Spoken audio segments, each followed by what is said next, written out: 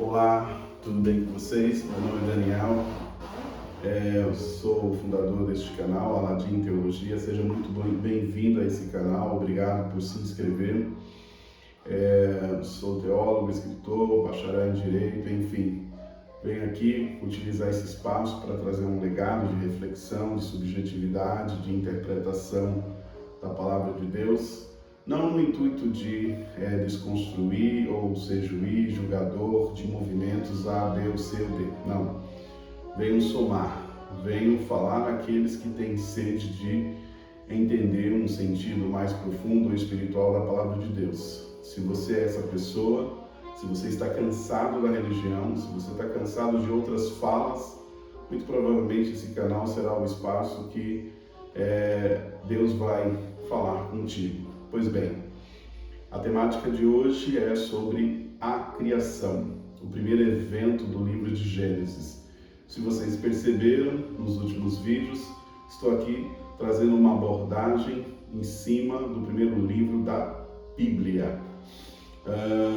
Antes que eu esqueça, aqui diante do meu computador estão alguns livros meus.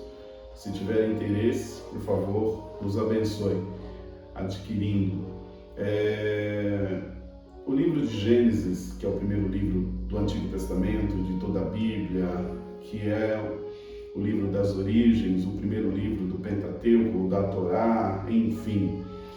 Eu falei e reitero, repito, para memorização, contém 50 capítulos, nos quais divido em duas grandes porções. A primeira porção vai do capítulo 1 ao 11, contendo 4 grandes eventos: a criação, a queda, o dilúvio e a Torre de Babel.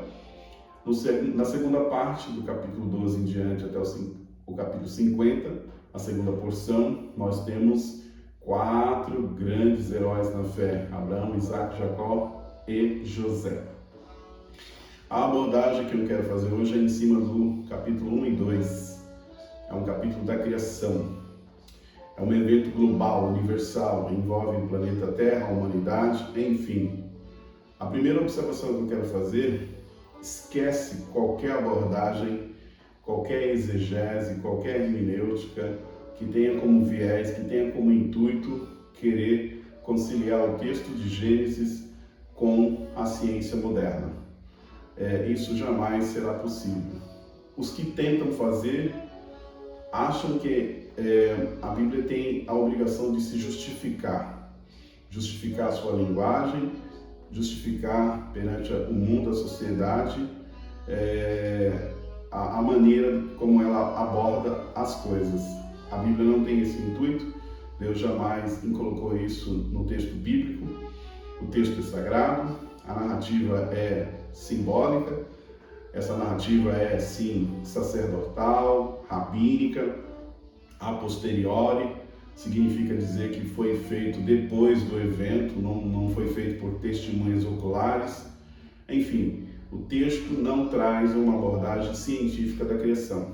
Não, a Bíblia não contradiz, não entra em conflito com a ciência, seja ela a ciência da geologia, a ciência da geografia ou a ciência da astronomia, astrofísica e daí por diante. Não. A Bíblia tem uma mensagem espiritual. A Bíblia vem trazer algo que, segundo o julgar do seu autor divino, que é Deus, é necessário para a vida espiritual do ser humano, para a estadia do humano aqui na Terra. Portanto, nessa abordagem sacerdotal, rabínica, teologal, não importa se o autor foi Moisés ou outro, ou um conjunto de rabinos, o importante é extrair do texto uma lição moral ou espiritual. E o evento da criação, ele traz ali uma narrativa sintética, rápida, contida, simplória, contendo ali o evento como se fosse uma descrição de uma semana. Em uma semana, Deus cria os céus e a terra e tudo que há neles. Digamos que a cosmologia judaica ela é de origem babilônica, e essa cosmologia, aonde só enxerga o céu, a terra, e um submundo chamado de abismo, ou inferno, ou qualquer outro vocábulo, é uma cosmologia da época. O intuito do texto não é a descrição cosmológica. O intuito do texto não é uma descrição de astronomia. O intuito do texto é dizer, como no versículo 1, no princípio Deus criou os céus e a terra. Ponto. E aí vem o primeiro dia, o segundo dia, o terceiro dia, o quarto dia, o quinto, o sexto dia de descrição do que Deus fez, mediante sua palavra poderosa de trazer à existência aquilo que não existia.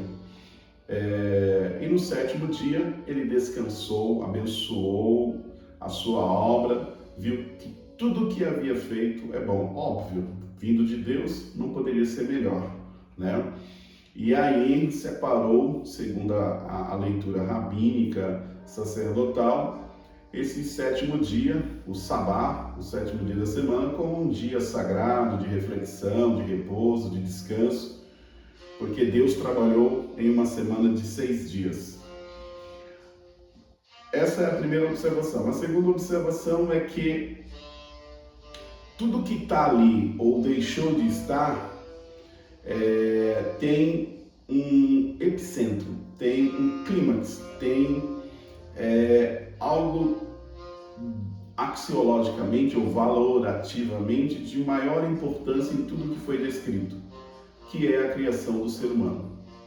Como eu já havia dito, vou ter que reiterar e reforçar, o propósito ali é dizer que o Criador deu existência a essa ordem natural. O Criador deu existência a um palco que é o palco da história humana, que é o palco da salvação, que é o nosso planeta Terra. Ali não tem o intuito de dizer como que funciona o planeta Terra em relação ao sistema solar, em relação ao Sol, no contexto, no bojo da estrutura do tecido espacial. Ali não tem essa intenção de descrever como que funciona a nossa galáxia, ali não tem intenção de descrever nada que está fora do planeta Terra. A intenção é dizer que tudo que existe aqui nesta ordem, aqui neste planeta, que nós humanos conhecemos através de gerações e gerações, através de civilizações, reinos e impérios, tudo começou no princípio com a bondade do Criador em trazer à existência esse palco para possibilitar e concretizar seu propósito eterno através do ser humano, que é a sua imagem, que é a sua semelhança. Então, de tudo que é mais importante na descrição da criação é o ser humano. O ser humano é de um valor incalculável. Eu havia dito que a criação do ser humano antecede a outorga a instituição da lei de qualquer tipo de compêndio ético de comportamento para o ser humano viver e conviver com o seu próximo. O ser humano é anterior a tudo. O ser humano está acima de toda a ordem criada porque ele traz consigo a imagem de Deus. Ele é o espelho, por assim dizer, da divindade. O ser humano, ele é o clímax da criação. Deus não criou o mundo com outro propósito a não ser criar essa criatura para possibilitar a sua encarnação. A vinda de Cristo ao mundo, juntando os dois eventos, o evento da criação e o evento da redenção, não somente decorre da queda, não somente decorre de uma mera ortodoxia dogmática de dizer que o ser humano é um ser depravado que precisava de ser redimido, do contrário, seria dado à danação eterna. O evento da redenção decorre de um propósito eterno, decorre de um propósito que antecede a queda, que antecede a todas as coisas. Quando Jesus vem ao mundo, ele se tabernacula no sentido de encarnar-se na pessoa do ser humano, na pessoa humana de Jesus. O ponto aqui para ser valorativo, para entender da importância da criação, é de que Jesus, ele sempre existiu. Na cristologia, na percepção e leitura de todo o Novo Testamento, ele não era simplesmente um Messias desejado dos judeus, o rei dos judeus, aquele que viria e estabeleceria o reinado de Davi. Não, ele era muito mais do que um profeta. Na teologia de Paulo, ele é o próprio Deus que criou o mundo. Uma maneira de dizer é que quem criou o mundo e o ser humano foi o próprio Jesus antes da encarnação. Jesus como Deus, né? Jesus como a segunda pessoa da Trindade, né? O Pai, o Filho e o Espírito Santo, ele já estava antes de Adão. E Jesus criando, juntamente com o Pai, por assim dizer, o mundo e o ser humano, significa que o projeto, a intenção, a finalidade, a teleologia de criar o mundo e o ser humano antecede uma queda, antecede uma possibilidade de redenção. Significa dizer, olhando para a escatologia, né, para o futuro, no evento escatológico, de que lá no Apocalipse diz que Deus estabelecerá o seu tabernáculo com o humano e Deus constituirá assim definitivamente sua família, tendo Cristo reinando sobre o humano. E Paulo diz que Cristo vai reinar e vai entregar tudo depois, o bastão da realeza ao Pai. Todos seremos um. A finalidade aqui é dizer que quando você olha para o futuro escatológico, quando você olha para o evento da encarnação, tanto o evento da encarnação como o evento escatológico da volta do Cristo, dignifica e glorifica o evento da criação, dizendo que a criação do mundo e do ser humano é a coisa mais maravilhosa de todo o cosmos, de todo o universo. Deus cria o ser humano para, através do seu Filho, encarnar-se no humano.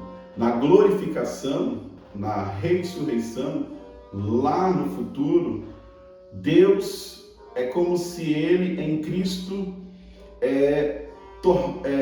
passe a viver humanamente com a humanidade glorificada. Ele traz a humanidade para si, ou para dentro de si. Em princípio, ele cria a sua imagem e semelhança, em sua forma limitada de humano inferior a uma forma angélica, a uma natureza angélica. Lá na frente, ele dignifica na pessoa do seu Filho se encarnando no humano.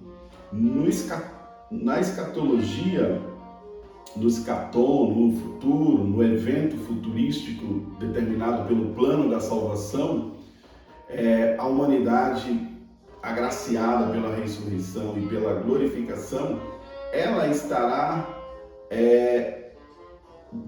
outrora inferior aos anjos, no futuro será acima dos anjos, reinará com Cristo, julgará todas as nações, irá liderar com ele todo o universo.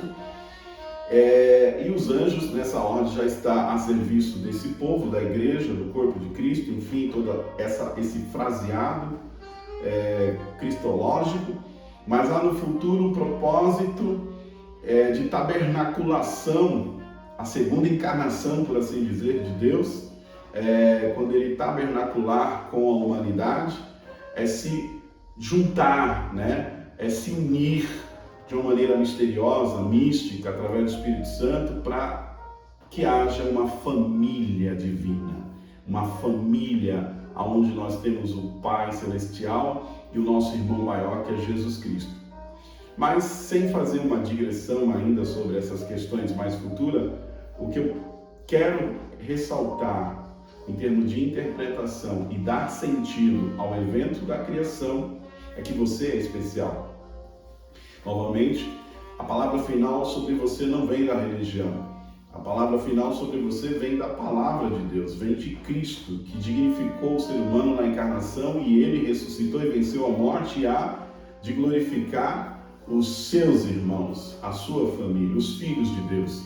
A palavra final é de que, novamente, a queda não é mais importante do que a criação.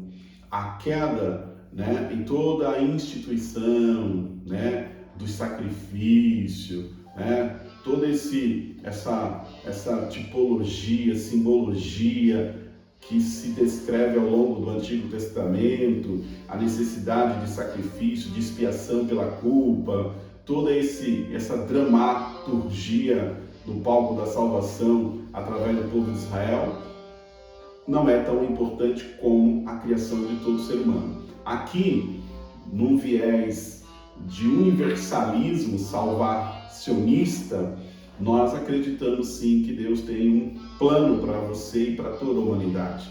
Aqui não tem exclusividade em Abraão. Aqui não tem exclusividade de um povo chamado judeus. Aqui é Deus das nações. Aqui é Deus criando o ser humano, não somente na sua forma limitada como Adão. Adão representa a humanidade juntamente com Eva. Aqui é Deus no seu plano eterno, materializando através do evento da criação, a manifestação do seu amor pela humanidade, a manifestação da sua bondade pela humanidade. Então tenhamos esperança de que Deus não abandonou o barco. Deus continua dentro da arca, simbolicamente falando. Deus está conosco. Deus caminha pela humanidade, não somente através do Jardim do Éden. Deus caminha de todas as formas, porque Deus é muito sábio, infinitamente sábio e poderoso. Os seus anjos estão ao nosso redor e isso tem que ficar bem cravado. No campo da ciência, da religião, nós vamos ver que Deus, ele atuou em todas as nações, em todas as civilizações. O arquétipo religioso, essa inclinação religiosa vem de Deus, vem do evento da criação. Deus tem uma maneira de lidar com todo ser humano. Não tem nenhuma tribo humana que possa escapar do controle da soberania de Deus. É isso que significa o evento da criação. É um evento inicial, onde temos um ponto de partida. Nossa jornada começou no tecido do espaço e do tempo. Nossa jornada começou nessa seta temporal que aponta de que nós fomos colocados aqui para um propósito maior. Nós estamos aqui porque Deus assim o quer e Deus está construindo algo melhor do que essa ordem. Isso pelo prisma da escatologia. Deus abençoe vocês, que vocês meditem nessa palavra. Essa palavra, ela é atemporal, ela transcende qualquer tipo de religião em dizer que o Altíssimo é o Deus da humanidade, que o Altíssimo, Elohim, o Criador, o El Shaddai, qualquer título que receba, a divindade nos colocou no planeta Terra. E essa divindade controla todas as coisas e está conosco e nos ama e nos cerca de bondade.